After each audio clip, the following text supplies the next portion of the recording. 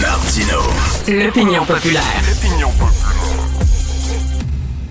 Alors, jeudi après-demain, Québec va présenter sa nouvelle politique d'intégration des nouveaux arrivants. Alors, c'est pas le multiculturalisme canadien, c'est pas le vieux interculturalisme québécois, ça va être la culture de convergence. On en parle avec Guillaume Rousseau, professeur, directeur des programmes de droit et politique appliqués à l'État à l'Université de Sherbrooke. Guillaume, je ne savais pas que le Québec pouvait comme ça se retirer de façon unilatérale des politiques multiculturalistes canadiennes. Oui, ben effectivement, tout le monde ne le savait pas. Il faut faire la distinction suivante, c'est-à-dire qu'il y a une loi fédérale sur le multiculturalisme canadien qui s'applique aux organismes fédéraux qui doivent faire des actions en termes de multiculturalisme. Donc ça n'a jamais visé les organismes qui relèvent de l'État québécois. Par contre, pour ce qui est de la Charte canadienne des droits, avec son principe d'interprétation des droits là, pour valoriser le patrimoine multiculturel des Canadiens, ça, le Québec n'y échappera pas, là, vraisemblablement, avec la loi qui serait déposée, le projet de loi qui serait déposé là, cette semaine. C'est ça, on ne connaît pas tous les détails. Ça commence un peu à fuiter dans les médias. On ne connaît pas tous les détails. Ça va être déposé jeudi, mais est-ce que ça va être purement symbolique ou il va y avoir vraiment des aspects pratico-pratiques à cette nouvelle politique d'intégration? Ben, ça va être surtout symbolique. C'est comme la loi sur le multiculturalisme canadien. C'est pas tous les jours que vous allez au dépanneur, puis là, on vous sort cette loi-là, puis ça vous affecte. Donc, c'est plus sur le plan symbolique que ça... Mais on le sait que ça a des effets. Là. Les lois, c'est pas juste des outils pour gérer des droits individuels, c'est aussi des messages que le politique envoie à la société et tout. Donc, il y a un côté symbolique. Vous avez raison, je pense qu'il va être très important. Ensuite, si c'est une loi cadre, un peu comme on l'annonce, c'est qu'il va y avoir donc des grands principes. Ensuite, il va découler un plan d'action. Puis là, les différents ministères et organismes québécois devront vraiment mettre en œuvre des actions conformément à cette loi-là. Donc, pour faire de la convergence culturelle, pour promouvoir la culture québécoise comme lieu d'adhésion des nouveaux arrivants, pour promouvoir les valeurs québécoises. Donc là, à terme, ça pourrait vraiment mener à des actions concrètes sur le terrain. Mais dans la loi comme telle, je m'attends plutôt à des grands principes. Est-ce que c'est la fin des politiques EDI, puis l'affirmation positive, là, comme on dit, c'est-à-dire que lorsqu'on va avoir un emploi et qu'on fait partie d'une minorité, soudainement, notre CV se ramasse sur le dessus de la pile. On sait que c'est comme ça au Canada. Ça sera plus comme ça au Québec? Ben en fait... Le lien que vous faites est intéressant parce qu'effectivement, le multiculturalisme est très associé à ce genre de politique-là. Là. Donc, dans le multiculturalisme, on met de l'avant les couleurs de peau, les religions et tout, c'est beaucoup ce qui divise les gens, et dans les politiques de DI aussi. Là, ça va être intéressant de voir effectivement comment la nouvelle loi sur la convergence culturelle, l'intégration, la nation et tout va s'arrimer avec des programmes d'accès à l'égalité qui existent. Je pense pas que c'est la loi sur l'accès à l'égalité et tout va être mise de côté ou abrogée par ce projet de loi-là.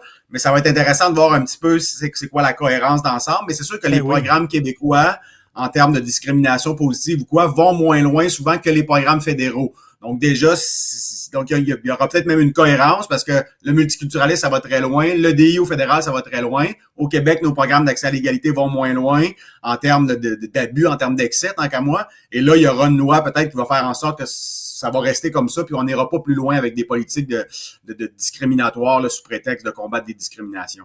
C'est ça. Et là, on dit, par exemple, que les nouveaux arrivants qui arrivent au Québec, ils vont savoir, on va les informer qu'au Québec, les choses se font différemment, qu'ici, c'est pas le multiculturalisme, ça va être la culture de convergence. Mais tu sais, concrètement, là, le nouvel arrivant qui arrive ici, il va arriver au Canada, il a un passeport canadien, là, c'est ça qu'on va lui donner dans les mains, c'est pas un passeport québécois, fait qu'il va se dire, ben je suis sur un territoire qui appartient au Canada.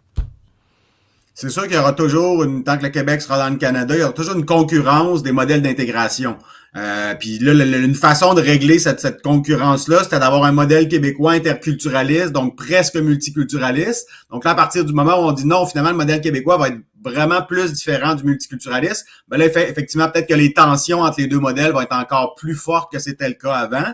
Donc ça, va falloir surveiller ça. Mais d'un autre côté, il faut pas oublier que très concrètement, là, dans la vie de tous les jours, la plupart des lieux que vous fréquentez, des commerces, les milieux de travail, partout au Québec, la grande majorité sont de compétences québécoises. Donc, partout où vous allez aller, dans les écoles, dans les municipalités et tout, ça va vraiment être encadré par la loi québécoise sur la convergence culturelle ou l'intégration culturelle. Mais... Et les lieux qui sont plutôt gérés par le fédéral, les banques ou quoi, c'est quand même moins nombreux. Donc, à la fin de la journée, si vraiment les ressources sont là et qu'il y a une vraie volonté politique, je pense que le modèle québécois pourra vraiment être prépondérant au Québec. Mais dans la vraie vie, là, ça n'empêcherait pas certains immigrants de former des ghettos, de rester entre eux, d'avoir une antenne satellite et d'être branchés sur la télévision de leur pays d'origine, de parler anglais s'ils le veulent bien. Veut dire, qu'est-ce que ça va changer concrètement, là? Ils vont pouvoir continuer d'envoyer leurs enfants peut-être même dans des écoles privées à vocation religieuse. On ne peut pas toucher à la religion parce que c'est protégé par la Charte des droits, donc concrètement, ça va changer quoi? Ouais.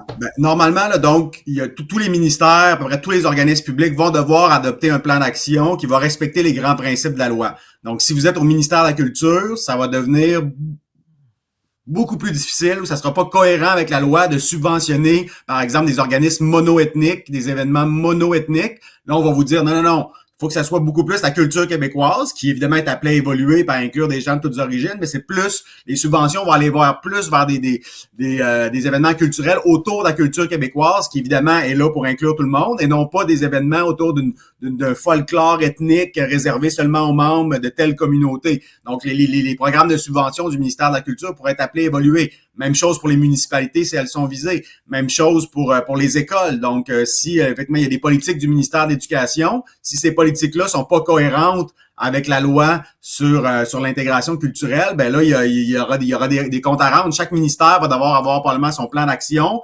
Chaque année, dans son rapport annuel, peut être appelé à rendre des comptes. Donc, au fil du temps, les politiques de l'État vont être appelées à devenir convergentes, pour reprendre le mot, avec les grands principes de cette loi-là. Alors, ça sera peut-être pas du jour au lendemain, mais normalement, tous les exemples que vous soulevez là, à terme, si la loi a des dents, puis que ses principes sont assez fermes et précis, ça va amener des changements, notamment des politiques comme celles que vous évoquez. Et en terminant, Guillaume Rousseau, on dirait qu'il y a un vent d'autonomie ou d'autonomisme qui souffle sur le Canada. Doug Ford voulait utiliser la clause dérogatoire pour empêcher les professeurs de faire la grève. En Alberta, on voulait se soustraire aux politiques écologiques fédérales.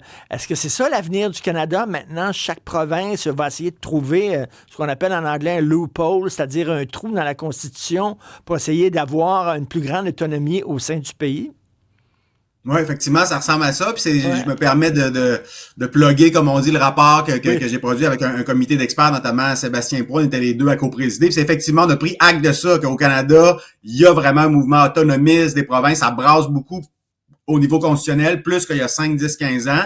Donc, puis il y avait dans notre rapport justement cette proposition-là de loi sur un modèle québécois d'intégration distinct. Donc, vous avez absolument raison de placer ce projet de loi-là dans un contexte beaucoup plus vaste d'affirmation des États fédérés, et particulièrement du Québec. Et c'était quoi le nom du rapport?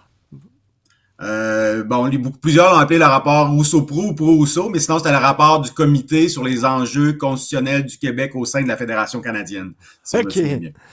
Merci beaucoup, Guillaume Rousseau, puis on va entendre le dépôt de cette nouvelle loi jeudi prochain. Merci, bonne journée. Ben ouais, on s'en reparlera au besoin. Oui, bye.